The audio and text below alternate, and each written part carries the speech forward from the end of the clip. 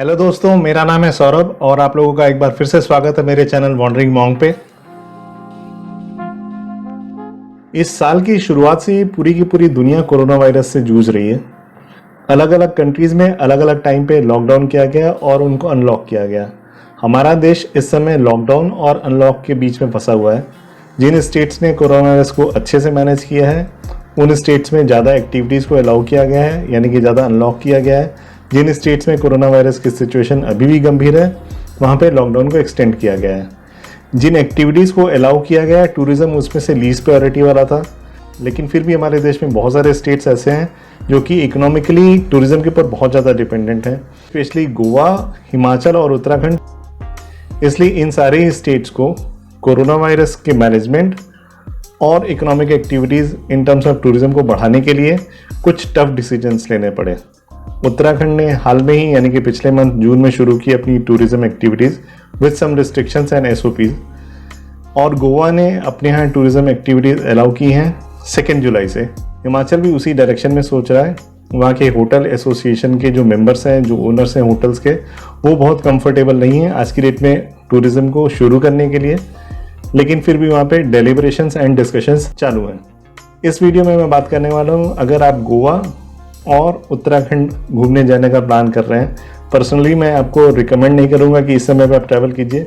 फिर भी आप लॉकडाउन की वजह से बहुत ज़्यादा पक गए हैं, थोड़ा टाइम बिताना चाहते हैं माउंटेन्स में या बीचेस के किनारे, तो आप गोवा और उत्तराखंड टेक्निकली जा सकते हैं। कैसे जा सकते हैं, क्या गाइडलाइंस है, क्या एसओपीज आपको फॉलो करनी होंगी, वो मैं आपको इस वीडियो में बताने वाला हूँ। चलिए जल्दी से इस वीडियो को शुरू किया जाए। और इस वीडियो को शुरू करने से पहले आपसे एक छोटा सा रिक्वेस्ट है, अगर अभी तक आप लोगों ने मेरे चैनल को सब्सक्राइब नहीं किया है तो सब्सक्राइब कर लीजिए बेल बटन के साथ।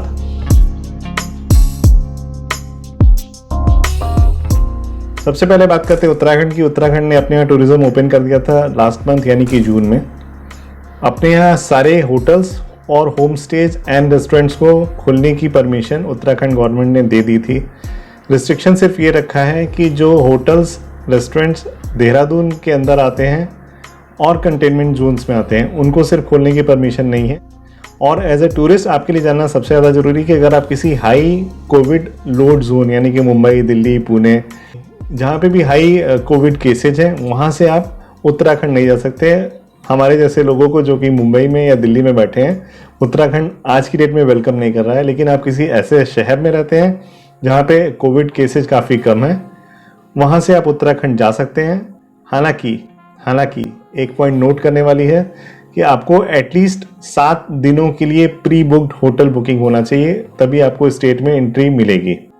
और साथ ही साथ टूरिस्ट स्पॉट्स ओपन नहीं है आपके लिए उत्तराखंड में। आपको होटल की बालकनी में बैठ के अगर पहाड़ों का मज़ा लेना है तो आप उत्तराखंड जा सकते हैं। लोकल से मिलना जुलना, ये सारी चीज़ें, बहुत सारे रिस्ट्रिक्शंस हैं। उत्तराखंड गवर्नमेंट की वेबसाइट पे पूरा एसओपीज मेंशन किया हुआ है, उसका लिंक मैं डिस्क्रिप्शन में डाल दूंगा जिसको आप चेक कर सकते हैं।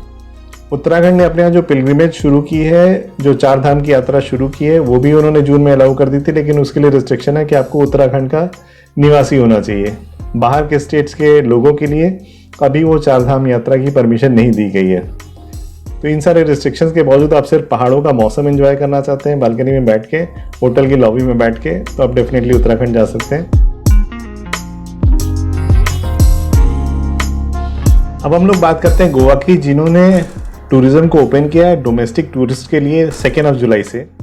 इन्होंने कुछ 8 स्टेप्स की गाइडलाइन दी है जो कि टूरिस्ट को फॉलो करना है अगर वो गोवा विजिट करना चाहते हैं। तो इसमें जो सबसे पहली गाइडलाइन यानी कि स्टेप नंबर 1 है, उस स्टेप में आपको गोवा गवर्नमेंट की जो टूरिज्म की वेबसाइट है, लिंक यहाँ फ्लैश भी हो रहा होगा और डिस्क्रिप्शन में मिल जाएगा, उस पर आप चेक कर सकते हैं कि कौन कौन सी होटल्स को परमिशन दी गई है जो कि WHO की जो नॉर्म्स हैं, जो SOPs हैं, उनको फॉलो कर रहे हैं और अच्छे से कोविड मैनेज कर सकते हैं। उन्हीं होटल्स को परमिशन दी गई। फिलहाल अभी फर्स्ट लिस्ट में नंबर्स लगभग 250 के आसपास है, 200 से 250 के आसपास लिस्ट है।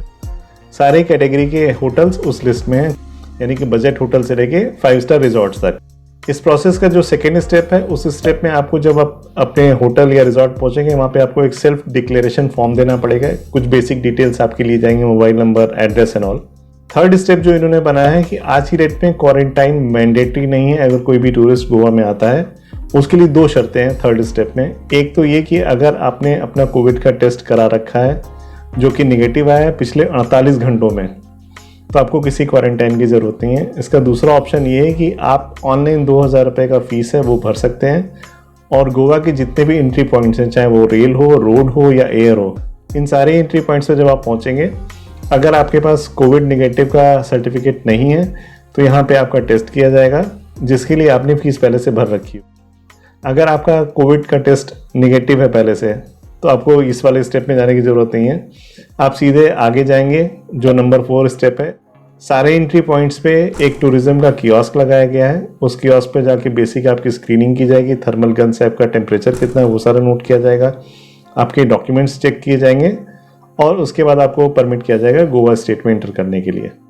अगर आप पहले से निगेटिव कोविड टेस्ट का रिपोर्ट कैरी कर रहे हैं तो अगले जो 6वें, 7वें और 8वां स्टेप है वो स्टेप आपको फॉलो करने की ज़रूरत नहीं है, क्योंकि इस स्टेप में आपका स्वैब का कलेक्शन किया जाएगा, उसको टेस्ट के लिए भेजा जाएगा और टेस्ट का रिपोर्ट जब तक नहीं आ रहा है तब तक आपको स्टेट की आइसोलेशन फैसिलिटी में रखा जाएगा।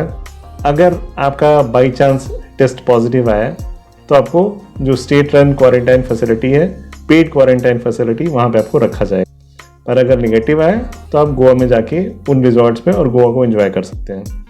अब रही बात कि क्या क्या खुला है गोवा में और क्या क्या नहीं खुला है। जो नेचुरल स्पॉट्स हैं, बीचेस हैं, वो सारी चीज़ें खुली हुई हैं।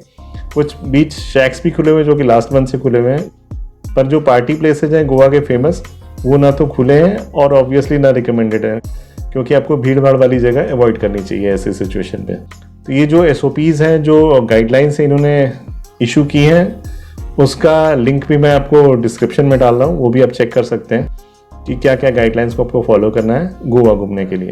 तो ये था मेरा आज का वीडियो, जिसमें मैंने आपको बताया कि जो स्टेट्स यानी कि गोवा और उत्तराखंड अभी खुले हुए हैं, वहाँ आप कैसे घूमने जा सकते हैं। अगर ये वीडियो आपको पसंद आया हो, give a thumbs up, share with your friends and family members. आपसे मैं फिर मिलूंगा अगले वीडियो में। Till then keep smiling and stay healthy.